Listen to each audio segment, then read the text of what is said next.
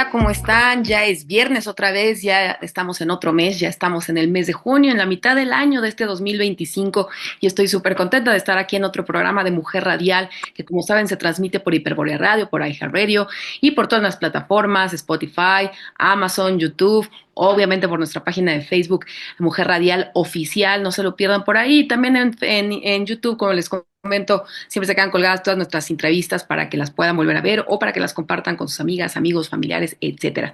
Como saben, yo soy Ana Paola Lara y siempre estamos aquí con temas súper interesantes, a veces unos más dolorosos que otros, como es el caso del día de hoy.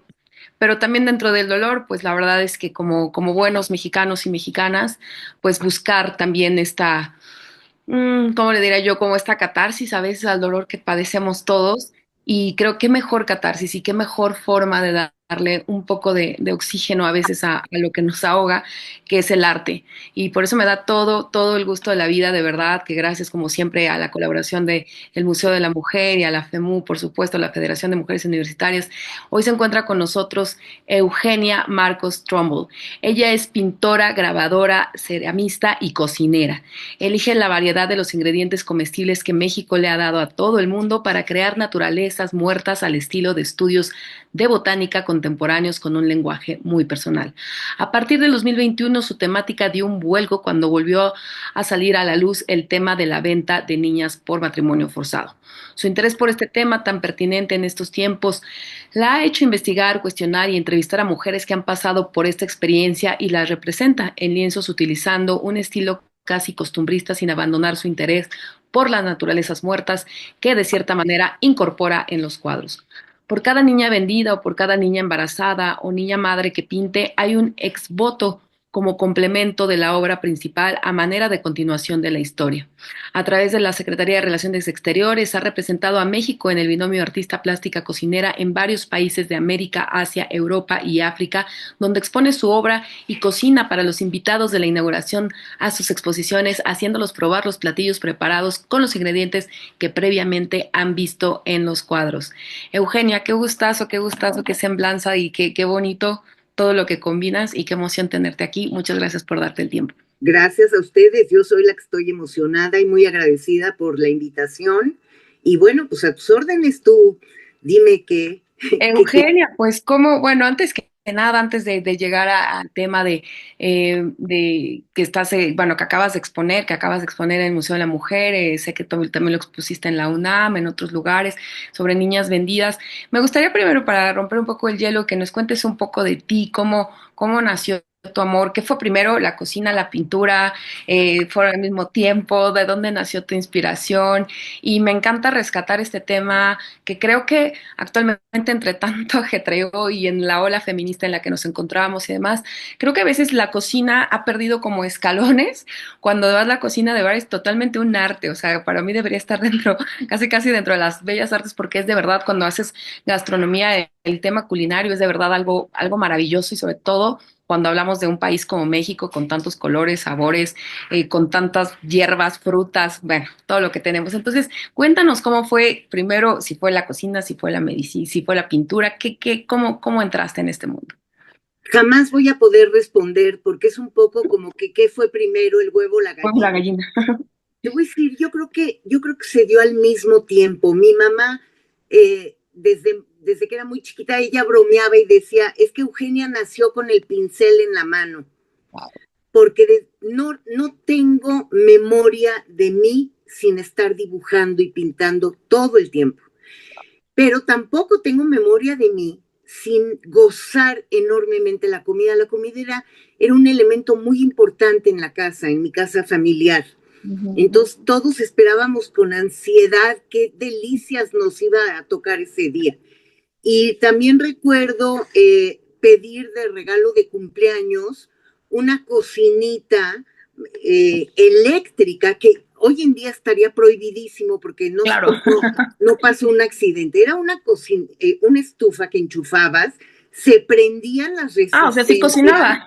Ah, claro que funcionaba. Y Wow. ahí calentabas agua y yo jugaba a hacer la sopita. Nunca tuve ningún accidente, pero muy fácilmente lo pude haber tenido porque es de estos juguetes que hoy en día estarían prohibidísimos. Totalmente. Bueno, es que ya está todo prohibido. Me encantaba llenarlo de hojas de bugambilia del jardín y jugar al té de bugambilia y en fin. Y bueno, de repente ya decidí que mi vida me tenía que llevar por las artes plásticas y ya, pero tuve que pasar unos años primero por la carrera de diseño gráfico, porque en casa esto de ser pintora no era particularmente profesional, era como un hobby. Entonces, no, había que tener una carrera y un título universitario que nunca obtuve, pero me metí a diseño gráfico, que era lo que más se acercaba al arte.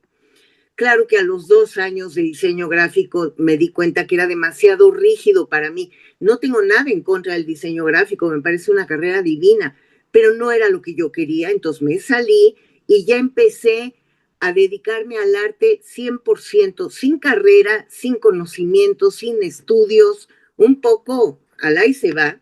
Sí, tomé cursos en distintos lugares, por aquí, por allá. Tuve un gran maestro, que es el maestro Pepe Lascarro, que ahora vive en Puebla, que era un maestro que sabía de tantas técnicas y era muy improvisador y entonces te decía, mira, ahora vamos a hacer esta locura y eso, locuras, padrísimo. Con él aprendí muchísimo, tuve la suerte de estudiar también en el extranjero un poco y bueno, finalmente ya después de un tiempo me fui enfocando hacia dónde quería ir el arte. Más bien el arte me habla a mí, no yo a él, ¿no? No le doy órdenes, sino... Y se dio este binomio casi de forma natural, porque yo como ama de casa, pues iba al mercado, compraba ciertos ingredientes y un día me cae el 20 y digo, pero ¿qué son estas bellezas? ¿Qué variedad de chiles? Entonces compré 1 kilo de cada tipo distinto de chile en la Merced, que es un paisaje fenomenal. Y ahí dije, a ver un momento, antes de cocinarlos, antes de que se me empiecen a echar a perder, los voy a pintar. Y ahí surge una exposición exclusivamente de chiles. Chiles secos, chiles frescos, amarillos, naranjas, verdes, del color que quieras, en canasto, sin canasto, en plato, sin plato.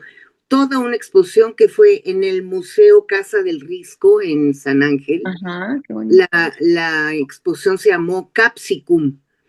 Y a partir de ahí, como que quedó clarísimo a qué me tenía yo que dedicar en la vida. Y empecé a pintar cada vez sistemáticamente todos los vegetales comestibles que México le ha dado al mundo. También un poquito me desvío, a veces pinto cactáceas, que también son comestibles, como el acitrón, que hoy en día está prohibidísimo usarlo porque ya está en peligro de extinción. Me metí a estudiar casi como una botánica. Los ingredientes, por ejemplo, todas las apotáceas que vienen de México, ¿no?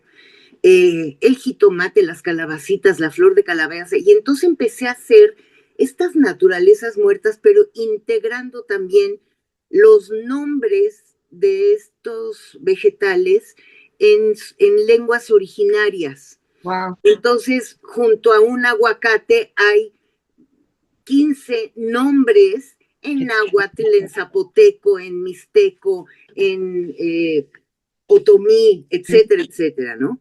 Entonces ha sido un camino de aprendizaje, de investigación.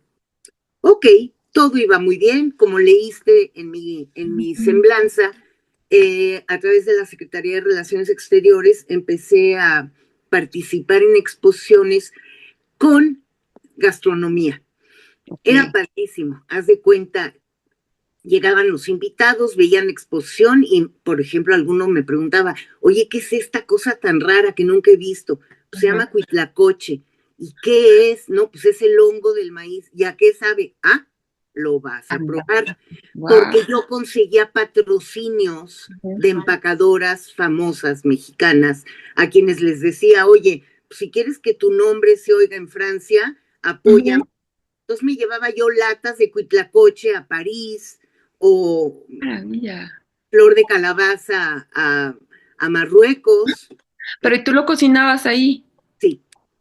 Sí, a mí me daban, ponían a mi disposición un par de cocineras, cocineros, a que me ayudaran. Y en todas estas exposiciones, muchas veces yo me perdía de la fiesta después de la exposición porque estaba yo cocinando. Claro. Pero bueno, pues es lo mío, me encanta, para mí no es ningún sacrificio. Todo iba por ese camino, ya muy armado, ya era un poco casi mi zona de confort. Ok. Cuando un buen día escuché a alguien preguntar qué se planeaba hacer respecto a la venta de niñas para matrimonio. Y yo lo escuché y dije, a ver, espérate, ¿a poco todavía se da esto? Claro, porque yo, como la mayoría de los mexicanos, ignoramos esas cosas. Me pongo a investigar, porque de veras me quedé pasmada. El presidente dijo, no es la regla, son excepciones, pero no es la regla. Yo digo, bueno, con una niña que vendan, a mí me parecería que esto no debe permitirse. Y me metí a internet y es increíble, porque si tú googleas niñas vendidas para matrimonio en México, te vas a ir de espaldas de la cantidad de información que hay. Y es tristísimo. Para esto me habían invitado unas amigas, colegas, pintoras, a un grupo que se llamó Voces por Ellas, a través del cual, con el arte, defendíamos los derechos de la mujer y hablábamos en contra de las injusticias y de las agresiones contra las mujeres. Entonces ya ya traía la semillita de lo femenino, de lo feminista. Y cuando me entero de esto, empiezo a investigar, empiezo a leer historias y empiezo a traducir mi lectura en cuadros. Yo leo de una chica que fue comprada por tal o cual cosa, o por un six-pack de cerveza, por un tambo de mezcal, por un gallo o por un cerdo. Y empiezo, o sea, de veras que no lo podía yo creer. Y cada vez me pongo a investigar y investigar y investigar. Y acabé haciendo toda una exposición en la que yo de alguna manera interpreto las historias y pinto a la niña el día de su boda casándose con un viejo rabo verde 100 años mayor que ella, que la compró pues, por una miseria. Y así como valen muy poco para comprarlos, también valen sus vidas muy poco, porque después las desechan, ya no les sirven.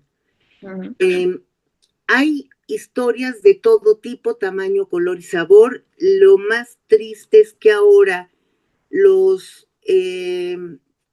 el crimen organizado ya entró en esta dinámica de comprar chicas.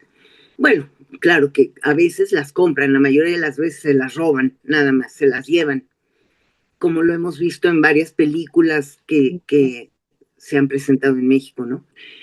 Y bueno, una vez que ya tuve toda la obra, bueno, no toda, porque pues me imagino que seguiré pintando poco a poco sobre el mismo tema, ¿sabes qué? Me voy a poner a pintar hasta que se harten de mí, hasta que llegue a oídos de las autoridades, hasta que hagan algo al respecto.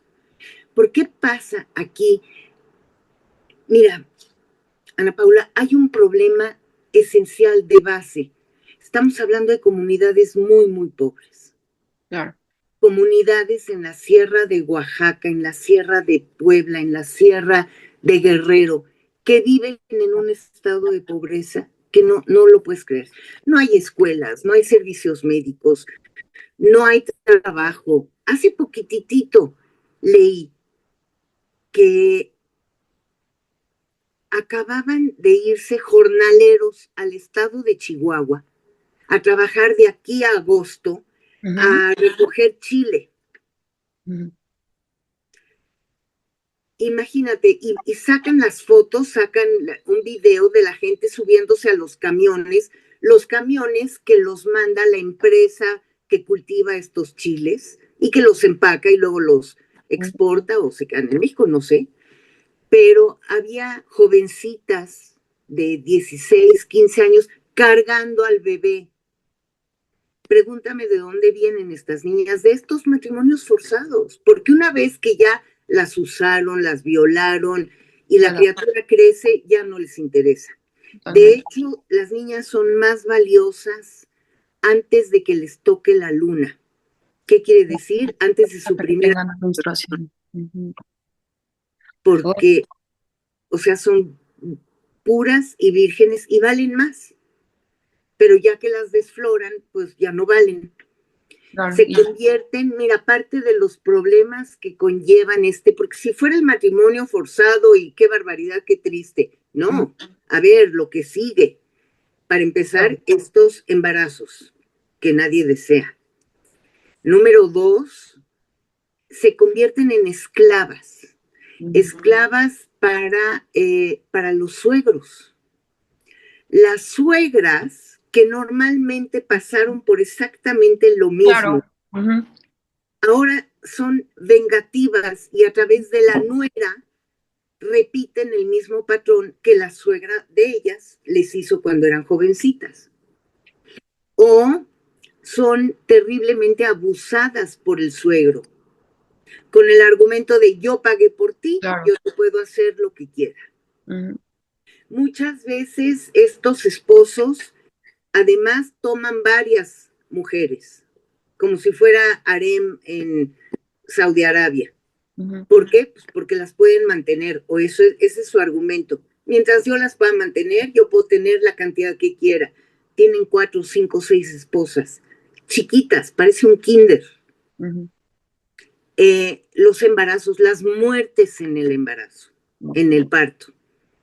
Son niñas tan pequeñitas, tan chiquitas, que no aguantan el peso de un bebé.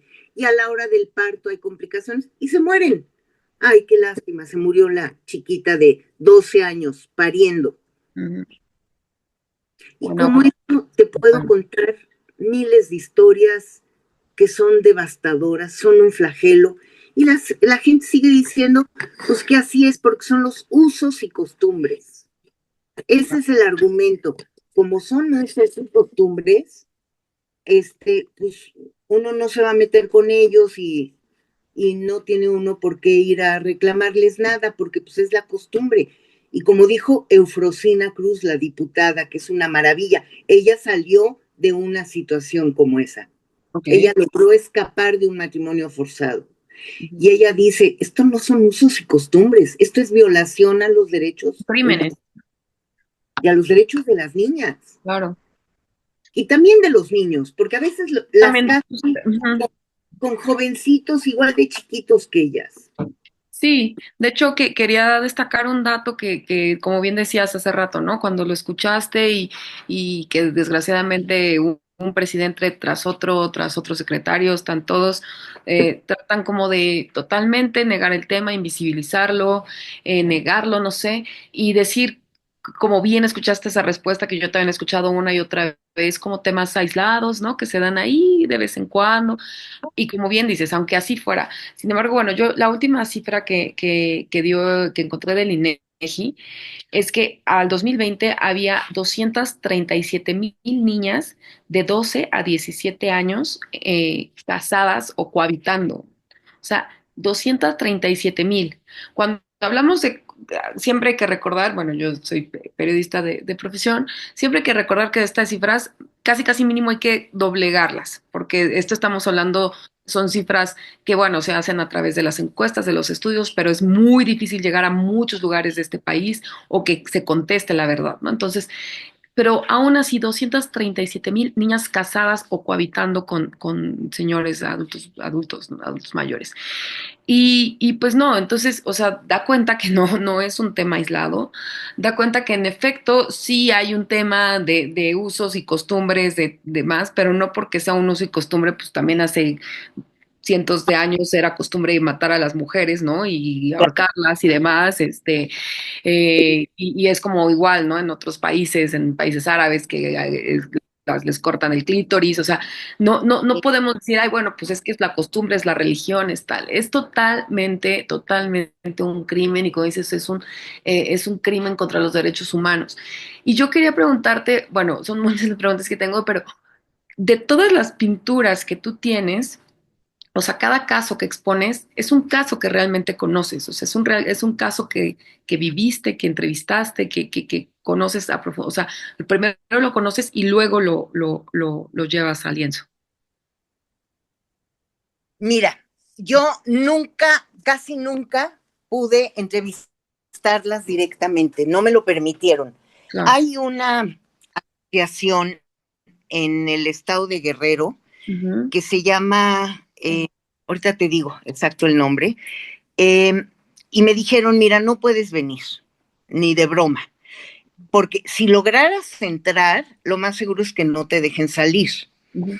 porque son muy cerrados, y menos si vienes a hablar de este tema, y menos si vienes a entrevistar. Afortunadamente en Internet hay muchísima información y la encuentras tanto de periodistas que sí han Claro. logrado entrar, Ujú. como de esta asociación, una ONG, que ahorita te digo exacto el nombre porque, ay, a ver, ahorita lo encuentro, mi cuadernito. Eh, Únicamente pude entrevistar a una chica, pero porque tuve la fortuna de que estaba viviendo en México como trabajadora doméstica en casa de una amiga mía. Ujú. Y mi amiga le platicó a esta chica sobre mi trabajo y ella le dijo, yo me escapé de un matrimonio. Wow. Y ahí me dejó entrevistarla. Ujú. Pero después de un tiempo ella misma me dijo, te pido que ya no me busques porque me da mucho miedo que me encuentren. Entonces ya no, nunca dije Claro, su claro. nombre verdadero, jamás uso los nombres verdaderos. Pero toda la información yo la saco de internet. Ujú. Y vienen fotografías de ellas, están perfectamente documentados por gente muy seria. Entonces, afortunadamente tengo acceso a esa Ujú. historia. O, por ejemplo, fíjate que la primera exposición que hubo de esto era con mi colectivo, Voces por Ellas, y expusimos en el metro. Ujú. Y tuve una experiencia, acabábamos de montar la obra, estábamos esperando, y una trabajadora del metro estaba barriendo, se paró enfrente de mis cuadros y empezó a llorar y a llorar. Le digo, perdón, ¿qué hago? ¿Qué, me acerco, no me acerco? Le pregunto, le digo, ¿puedo hacer algo por ti? Y me dijo, quiero conocer a la persona que pintó esto porque esta es mi historia. Entonces, a ella también la entrevisté y de ella tengo unos bocetos para un futuro, pero no quieren que se sepa su nombre, Claro, con toda la razón. claro. Por ejemplo, hay una chica que esta historia es terrible. A ella, el padre del esposo paga con una vaca y el joven se da cuenta al poco tiempo que no puede mantener a su esposa. No hay forma porque en el pueblo no hay trabajo. Se va a los Estados Unidos de wetback Ujú. y el suegro abusa de la niña Ujú. y dice, yo pagué por ti, así que yo hago lo que quiera. Ujú. La chica, en un descuido de su suegro, se escapa, pero el suegro da aviso a la comunidad, se acaba de escapar esta desgraciada, que es de mi propiedad, todo el pueblo la busca, la encuentran, la retienen y la meten al calabozo por desobedecer las leyes de usos y costumbres. Como si estuviéramos en 1800. Y como esa, pues todas las historias de esa exposición, ¿no? Claro. Yo te quisiera preguntar algo, o sea, como mucho más en el tema sociológico, antropológico. Hace rato que decías, ¿no? Como que no estabas quizá tan metida o no habías identificado como que incluso a través de tu arte podrías ser parte de esta lucha por derechos humanos, por derechos de las niñas, pero sin duda también feminista, ¿no? Sí. Entonces, Es difícil, sé que es muy difícil contestar lo siguiente, pero dado todo lo que has leído, todo lo que has escuchado, lo que has experimentado en este, ahora sí que en este mundo donde te metiste, ¿no? En un mundo, pues la verdad, muy negro, muy oscuro. Ujú. ¿Qué consideras? O sea, yo siempre trato y trato de ser la persona más empática y compasiva, pero sabes, muy complicado. ¿Qué pasa con estos hombres? O sea, si bien partimos justo desde donde partiste tú, ¿no? O sea, recordar y nunca hablar desde el privilegio y siempre recordar que estamos hablando de que estamos en un país profundamente desigual, con una pobreza extrema terrible y que cuando partes de la pobreza hay ahí se detonan miles y cientos de problemas, comenzando por la salud, por la educación, por todo, ¿no? Entonces sí, por supuesto hay un patrón totalmente ahí de absoluta pobreza, donde por una vaca, por dos cerdos, justo hace rato que me estaba también documentando, estaba viendo un reportaje que hizo un compañero de N+, y donde a una chica como de 13 años por dos cerdos, ¿no? La vendieron. Este, evidentemente estamos hablando de pobreza, pero ¿qué pasa? ¿Qué pasa con los hombres? Eh, Intercambian, sí, por tener algo, por obtener inmediatamente algo, ajá, pero después, como dices, este tema de cosificación absoluta, ¿no? De eres de mi propiedad y eres mi cosa, eres mi esclava, y entonces te abuso yo, el que te compré, te abusa el padre, te abusan incluso los amigos. Yo algún día tuve un caso y no muy lejos, aquí en el Estado de México, de una chica que su esposo la drogaba y hacía que todos sus amigos llegaran y pues la prostituía, ¿no? Este, ¿qué pasa? O sea, que es como si estuviéramos hablando de salvajes, pues no de hombres, sino de verdad de animales, de monstruos, ¿qué es lo que tú observas en esto? Y bueno, sé que México no es el único país, muchos países pasa esto, pero sin duda México es nuestro país y es uno de los países donde terriblemente sigue pasando esto hoy en el 2025. ¿Qué sientes que pasa con los hombres en México que compran niñas, Ay, compran prostitución? está, Ahí, ¿me escuchas? ¿Me escuchas, Eugenia? ¿Se fue? espera un segundo. Sí, sí. Mm. No, es que me están. Ay, ay, sí, yo creo que le entró una llamada.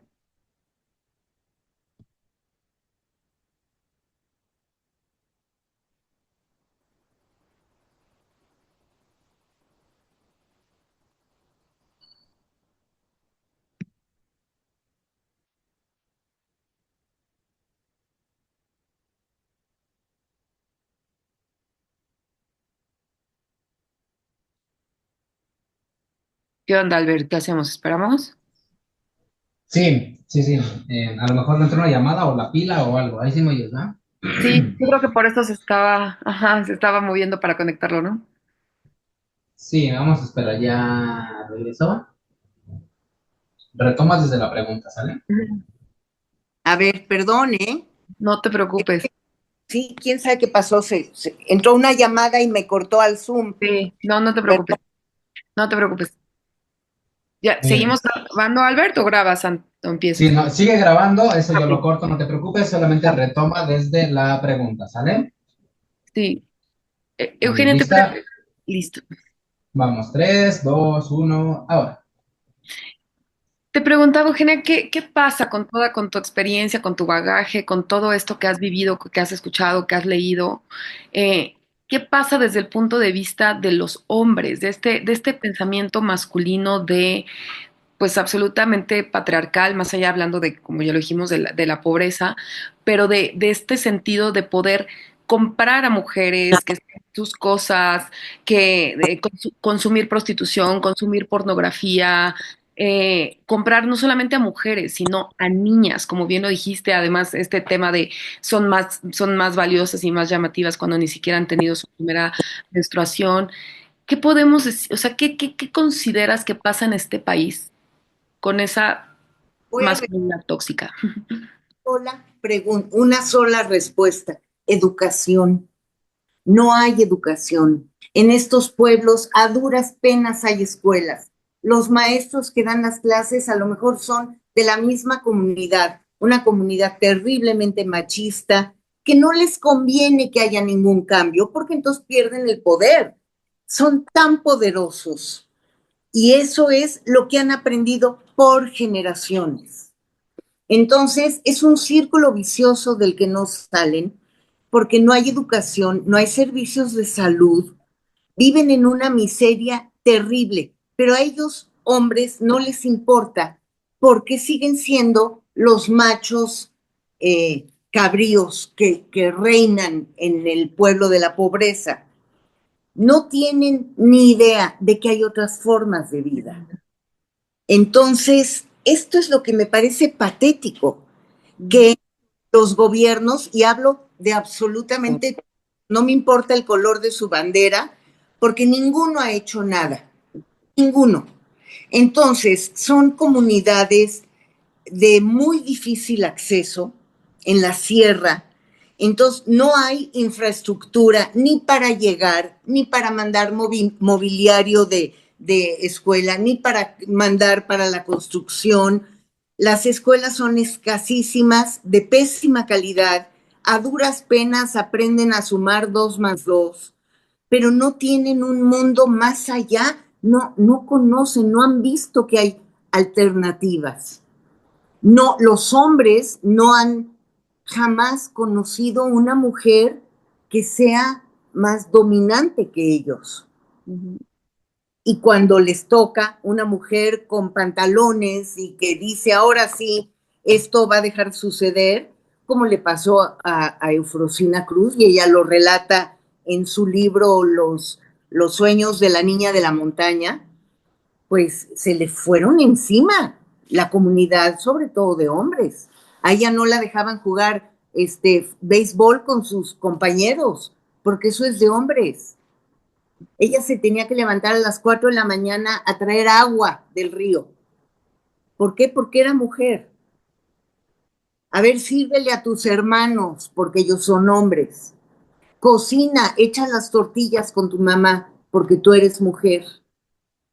Hay algo ahí tremendo. Estamos hablando de un machismo exacerbado, como lo podemos ver en países de Asia, donde la mujer verdaderamente no cuenta.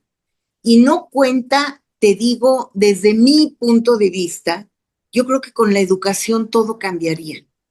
Porque si tú construyes una escuela en esta comunidad, llevas un par de maestros preparados y empáticos que entiendan cuál es la problemática y poco a poco empiezan a instruir a niñas y niños, la cosa te garantizo que va a ir cambiando. Pero a la Secretaría de Educación Pública, pues no interesa. Y ahí está haciendo plantones y haciendo que nadie se pueda mover en la Ciudad de México, pero ¿qué hacen en realidad por la educación del país? Nada, porque no les interesa, porque ellos lo que quieren es continuar con el poder. Y es lo que pasa con estos hombres. Y si tú, como hombre, viste que tu madre fue vendida, Claro. pues el día que tú llegas a cierta edad, dices, pues ahora me toca a mí comprar a una mujercita y ojalá que me salga tan buena como mi mamá le salió a mi papá. Mira, hay 3 factores que yo creo que son terribles.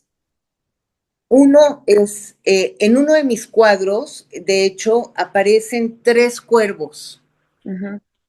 Cuervos representan al gobierno, a la iglesia y a la sociedad. La sociedad, ¿por qué? Porque lo seguimos permitiendo. Yo no creo que un cuadro mío va a cambiar el mundo, para nada. Pero si somos muchas voces las que hablamos de este problema, a lo mejor, Ana Paula, algo logramos hacer. A lo mejor. Un granito de arena, cada quien desde donde pueda. Tú como comunicadora, como periodista, yo a través de las artes plásticas, escritores que saquen libros al respecto.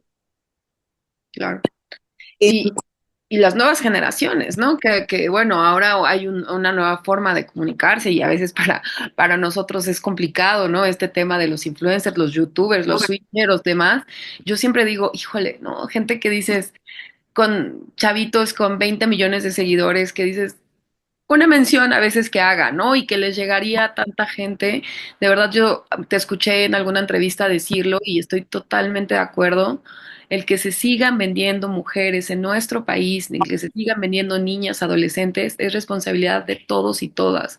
Y sí, sí tenemos que salirnos de nuestra, sé que todos tenemos pues nuestros problemas, nuestras dificultades, cada vez este país se está poniendo más complejo, pero tenemos que sumarnos, o sea, tenemos que sumarnos porque de verdad estamos en un país que yo considero, con esto que reflejas perfectamente en tus pinturas, que está enfermo, o sea, está enfermo está enfermo sexualmente, está enfermo socialmente, está enfermo económicamente, las redes sociales, el tejido social está totalmente destruido, a nadie le importa lo que le pasa ni al vecino, y entonces creo que el arte, y esta era mi otra pregunta con la que iba, me sorprendió mucho desde el principio cuando vi tus cuadros, que bueno, a mí me gusta mucho Chagall, y en algún momento dije que loco que se me figuró porque representas como muchas cosas pues de la vida real, ¿no? Así como bien lo dices, ¿no? Ahorita no sabía lo de los tres cuervos, qué significaban, pero tiene muchos simbolismos, ¿no? Me imagino las frutas, las cosas que pones ahí, los accesorios, etcétera. Eh, pero te iba a preguntar, al final, muchísimas veces pensamos, creo que mucha gente tiende a pensar en el arte, en la pintura, en la escultura, como algo gozoso, como algo disfrutable, como decir, pues yo quiero ese cuadro, y pues yo quiero ir a verlo, quiero ver esa escultura. Eh, Sin duda, me imagino que cuando transitaste, por ejemplo, de la exposición de los chiles a esto, pues es un viaje, porque el otro es algo totalmente quizá disfrutable, que te causa placer, que te causa hasta sonrisas y curiosidad, ganas de probar los chiles, ganas de probar las verduras.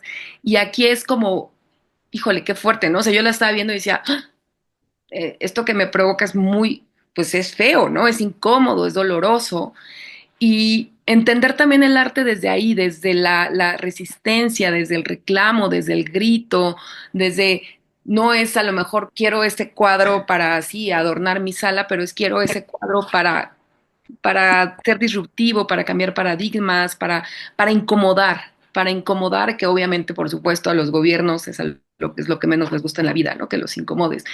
Pero ¿cómo me podrías explicar esta sensación que tú sientes de tu arte, que pasas de lo disfrutable, de lo gozoso, a ese ser, uy, tan doloroso y fuerte al verlo?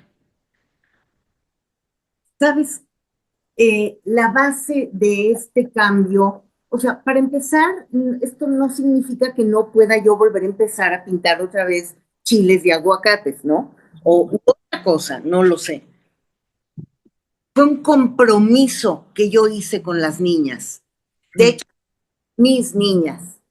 Ya hasta el cardiólogo me dijo, deja de decirles mis niñas, no son tuyas, no, por eso te enfermas, porque he tomado tan a pecho, tan, me he comprometido con ellas de tal manera, supe desde el inicio que esta obra no se vende, que no es alguien. En alguna ocasión un amigo dijo, ay, a mí este cuadro me interesa, y la esposa se volteó y le dijo, ¿estás loco? Yo no quiero ese gordo Claro, volador. fuerte. Ujú. Sí, eso es a lo que me refería. Esto no se va a vender y lo sé, y es, no me quiero hacer la víctima, pero me ha costado trabajo porque me ha costado dinero y no, Claro. yo no tengo un peso de esta exposición. O sea, de por sí la vida de artista, ¿sí? Es difícil. Con esta temática, ¿quién fregados va a querer colgar esta niña violada en su casa? Pues nadie, pero lo supe desde el principio y me Sí. comprometí desde el principio. Y si eso es lo que me toca a mí hacer, pues eso es lo que hago. No soy política, entonces no voy a ir con banderolas de mi partido a decir, les prometemos que les vamos a dar educación y no, no soy política, entonces por ese lado no. Tampoco soy millonaria, no puedo crear una ONG y juntar miles de millones para construir escuelas y comedores y que no pasen hambre y que no se ir al estado de Chihuahua miles para sobrevivir. Pero además, esta historia fue tremenda, ¿eh? Porque no solo van al estado de Chihuahua, se quedan en unos corralones que meten a 20 en un solo lugar a dormir y vivir, van con bebés, ahí tienen que pagar su estancia Ay, no, por el catre. ay, no. No, es que de veras, este país que tiene arte extraordinaria, maravillosa, que adoro, que me apasiona, porque soy mexicana, pero de como una tuna. Yo también. Me duele mi país, me duelen las diferencias socioeconómicas, me duele ver la gente que vive en un nivel de lujo y no tiene ni idea de lo que está pasando alrededor. Me duele, porque si fuéramos más empáticos, más solidarios, inclusive junto con el gobierno, no en contra del gobierno, que formara realmente una sociedad más igualitaria, esto no sucedería, no habría esta miseria. Dejar de tomarle el pelo a la gente, por favor, diciendo que somos un gran gobierno y lo hacemos por el pueblo bueno y mágico. No, no, a ver, que realmente se pongan las pilas, pero ¿cómo llegarle a esa gente? La única forma que yo conozco es esta, con Sí. el papel. Y te lo dije hace rato, no me voy a cansar de hacerlo hasta que no me escuchen. Y si no me escuchan y me muero antes, pues habrá generaciones posteriores que hablen de esta obra, ¿no? Y que llegue a oídos de quien realmente está dispuesto a hacer un sacrificio. Uy, sí, no, y totalmente, Eugenia, de verdad, yo siempre se los digo que para mí uno pues las grandes riquezas que me ha dado Mujer Radial es escuchar y tener la oportunidad de conocer a mujeres como tú, porque pues obviamente todos estamos siempre en nuestra lucha personal y a veces es tan cansado, ¿no? El ganar dinero, el cuidar a tus hijos, el estar saludable, el de verdad no se te enferma uno cuando ya se te enferma otro, tal.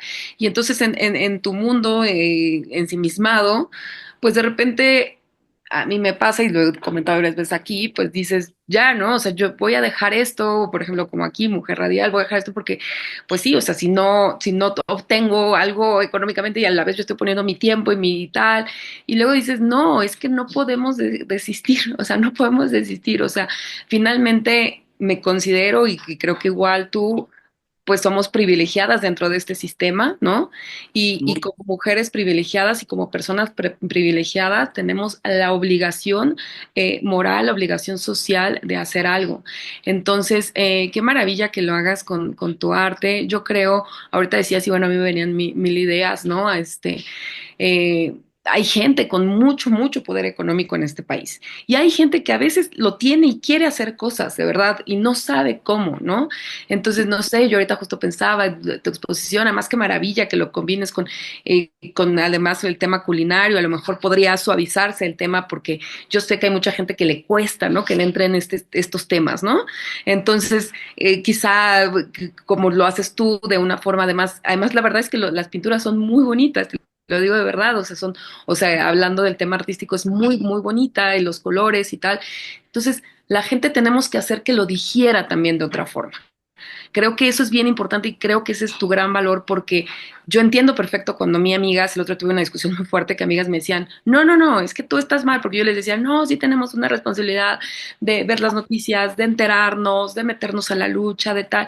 Y ellas me decían, no, no, no, o sea, yo no quiero contaminar más mi vida, yo no quiero que mis hijas, mis hijos escuchen las noticias, que se enfermen por tanta violencia, por tanta desigualdad que hay, ya suficientemente estresados y enfermos estamos para que dejar intoxicarnos con ello. La verdad es que tenía un punto, pero por otra parte dije, no, bueno, yo creo que sí, todas y todos somos responsables y creo que tú lo haces de una forma justo, que a lo mejor no tienes pues que echarte el reportaje, el documental crudísimo, como ahorita el que vi, que estás viendo a las chicas, bueno, con el rostro blureado, pero las cabezas abajo, casi casi amarradas como si fueran unas vacas, este, Y que además esa es otra, ¿no? Que el tema, como hemos perdido el foco de ahora la gente se indigna mucho más, y siempre lo digo y lo voy a repetir, se indigna mucho más por el maltrato a los perritos, por el maltrato a los animales, porque si las gallinas no son de no sé qué, bla, bla, y se habla a veces más de las gallinas de tal que de las niñas vendidas. No entiendo qué está pasando, no entiendo dónde está el lobbying, el dinero, o qué está pasando ahí. Pero pues yo creo que ese es tu gran valor, qué increíble que digas que no lo vas a dejar de hacer. Pero justo para ir cerrando, quisiera que me comentaras algo sobre esto, de cómo tú ves cómo invitarías, Eugenia, que la gente se sumara, que quizá no nos intoxiquemos más, no nos enfermemos más, pero sí nos involucráramos en estas luchas desde sus trincheras, sin, a veces, de una forma como mucho más noble o mucho más digerible, como lo estás haciendo tú. Mira, parte de mi propuesta con esta obra era hablar de este flagelo desde la inocencia de las niñas. Por eso lo hice todo como muy costumbrista. Parecen cuadros del siglo XIX. Había un pintor que yo admiré y adoré toda la vida que se llamaba Horacio, así firmaba, con unas niñas llenas de encajes divinos. Yo Ajá, creo que de alguna manera él influenció en esta obra a nivel muy inconsciente. Yo creo que me cayó el 20 mucho después, ¿no? Entonces, para empezar, yo no estoy mostrando la violencia, claro, estoy mostrando la candidez, la inocencia de las niñas. Claro, la historia atrás es de terror, pero es una exposición que invita a verse, porque no vas a ir a ver ensangrentados y acuchillados y la violencia en todo su esplendor, ni la niña violada. Eso no se ve en mi obra. Sí está, pero no se ve. Entonces, yo creo que, mira, a mí me conmovió que en esta exposición la cantidad de gente que yo vi que salió llorando. Y yo digo, híjoles, algo estoy haciendo bien. claro. Estoy haciendo bien porque sí les llega al corazón. Totalmente. Y luego, sobre todo con las visitas guiadas en las que hablo realmente de lo que hay detrás y la explicación de los exvotos. Los exvotos en algunos es la continuación de la historia. En otros, la verdad, te lo confieso, es justicia que yo hago por mi propia mano, porque hay un viejito en Tlaxcala que compró a la hija de la cocinera y después de la boda yo le mandé como por ondas magnéticas, una embolia cerebral que lo tiene tirado en una silla de ruedas. Esto no es cierto en la vida real. Esto yo lo inventé como para querer darle a la niña esa esperanza, esa justicia que nunca ha tenido, ¿no? ¿Cómo hacerle? Yo creo que cada uno desde donde está puede lograr algo. Pasar la voz, esto sucede, dejar de negarlo. No hay peor mal, peor enfermedad, peor daño que el pretender que no existe. Entonces, dejemos de pretender que esto no existe. Como sociedad tenemos la obligación de hablar de ello, de enfrentarlo y de poder solucionarlo. Pero esto sobre todo, pues a nivel gubernamental. Son los que tienen el poder, son los que toman decisiones. La Cámara de Diputados, la Cámara de Senadores. De hecho, me iban a invitar a exponer en la Cámara de Diputados y luego se echaron para atrás. Pues sí, no les gusta. Claro, Claro, claro. les estás pisando un callo que no les gusta nadita. Y es que además uno no se imagina pero cuánta gente, hay que decirlo, cuánta gente en el gobierno, funcionarios, legisladores, tal, han incurrido en esas prácticas. Claro. Bueno, con decirte que somos el país número uno del mundo de pornografía infantil, consumo de pornografía infantil, México es el número uno. Sí, Es una aberración. Y, por ejemplo, mis niñas, muchas de ellas acaban en eso. claro, claro, claro. Cuando ya las compraron, ya las usaron, ya las desecharon, se vuelven prostitutas, se vuelven parte de la pornografía infantil para vender, para que les paguen algo. No, acaban con sus vidas, las destruyen desde los 10, 11 años, 9. Hay chicas que las venden a los 9. Sí, además de todo, la terrible doble moral y cinismo e hipocresía que hay en este país, ¿no? Porque justo comentaba, hablaba con una amiga la semana pasada que me decía, bueno, es que ya sabes, ahora los operativos se están cerrando en ciertas alcaldías, todos los lugares donde las chicas bailan, porque pues desde hace tiempo se prohibió estos lugares antes llamados table dance o tal. Y la verdad me hacía una reflexión que a lo mejor lo que digo, ¿no? Siempre desde el privilegio a veces no entendemos cosas y se nos hace fácil juzgar y demás. Y es, me dijo, hay muchas mujeres que ya no nos queda otra más que eso. O sea, ya nos destruyeron la vida, ¿no? Y después es como la única forma de medio sobrevivir, pero luego te dicen, no, no, no, que eso es inmoral, no lo puedes hacer, y llegan las autoridades y cierran los lugares y te tratan como delincuente a la mujer que fue, ¿no? Que ha sido Claro. la víctima de trata, Sí, ¿no? sí. Y resulta tú siendo la delincuente. Entonces, wow, la verdad es que sí me voló un poco los sesos porque dije, sí es verdad. O sea, digo, yo a lo mejor digo, sí, no, qué horror, y los tables van en contra totalmente de una cultura y una educación feminista y demás, pero después dices, sí, cuánta hipocresía, ¿no? Que no se vean los tables, pero que sí sigamos siendo el consumidor número uno de pornografía y de pornografía infantil y de consumo de prostitución y de abuso sexual infantil. Entonces, la verdad es que todo mal, porque se habla de unas cosas desde una falsa moralidad, ¿no? Y como bien lo señala Eugenia, que creo que nos debemos quedar todas, todos con eso, que es simplemente el hablarlo, el verlo ya es un avance, el no querer, porque así, no, no, no, no, no, de esos temas no hablemos, ¿no? Claro, mejor sigamos nuestro mundo rosa y feliz, ¿no? Pero el hablarlo y hablarlo desde todas las perspectivas y desde que estas mujeres, ¿cuál va a ser su futuro? O sea, ¿en dónde van a estar todas estas niñas? Ahorita estamos hablando que 200, al menos 230,000 niñas están ahorita en su infancia casadas o viviendo con alguien. ¿Qué va a pasar cuando estas mujeres sean adultas? Desafortunadamente, una gran mayoría de ellas van a repetir A la historia. repetir el patrón, claro. Hay un patrón. Y te digo, mientras, pues es que no hay educación, no hay manera de hacerlas ver que la vida puede ser diferente. Solamente las que tienen una fuerza que no sé de dónde sacan para escapar con sus bebés cargando en el rebozo, y así se van por el bosque a pesar de que hay coyotes. Coyotes me refiero a los animales, no a los, De bien, de todo. Ujú. también eso es otro, Ujú. ¿no? Sí.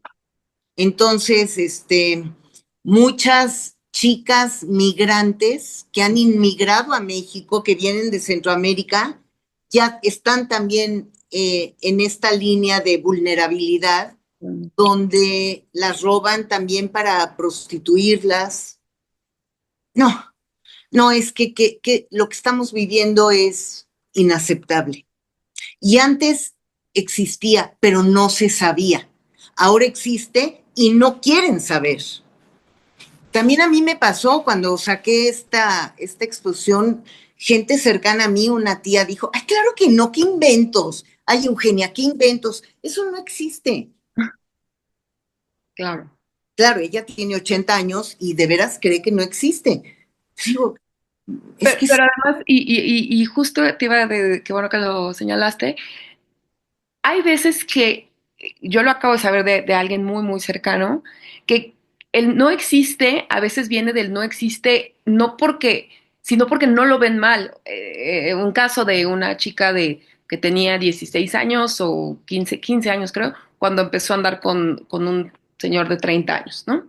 Y lo cuentan como muy así de, ay, bueno, pues no, y él la salvó porque él la mantuvo y la sacó, pero lo contaban como incluso como un caso de éxito, ¿me explicó? Como así de, y yo, ¿cómo? O sea, sí se dan cuenta de que, ajá, era una menor de edad.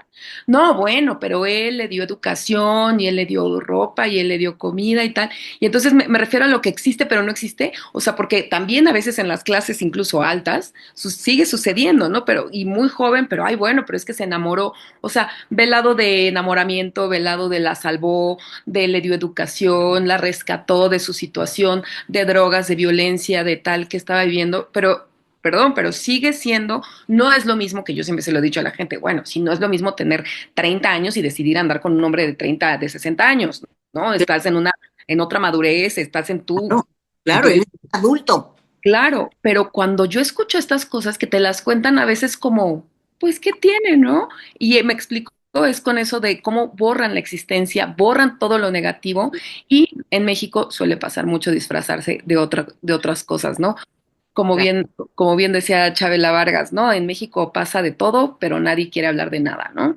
Entonces, pues la verdad es que yo te agradezco muchísimo, Eugenia. Me gustaría mucho que nos dijeras, yo sé que acaba de concluir justo ahorita el 31 de mayo tu exposición en el Museo de la Mujer, pero no sé si vas a tener en otro lugar Mira, o cómo está buscarte. en 2026, se va a volver a presentar en el claustro de Sor Juana, en la ¿Ah? calle, en la Ciudad de México.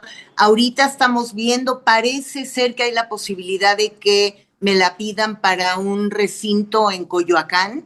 Ujú. Entonces, bueno, pues de eso se trata. Yo lo único que quiero para esta exposición es que la vean y que hagan conciencia. Nada más. Es una exposición de denuncia, es una exposición de transparencia de un problema del que no se quiere hablar. Es una exposición que te planta de frente una realidad horrible y que solo así, haciéndola partícipe para todo el mundo, accesible a todo el mundo, es que a lo mejor algún día alguien decide hacer algo al respecto, porque leyes hay, están escritas, lindas, Sí. preciosas las leyes, pero ahora que se cumplan. Sí, de hecho se supone actualmente en el Código Penal, estaba leyendo, son entre 8 y 15 años cárcel, digo, me sigue pareciendo poco, pero bueno, 8 años y 15 años por la compra de niñas y mujeres. Y Y yo quisiera saber cuántos hombres están por ese ama delito.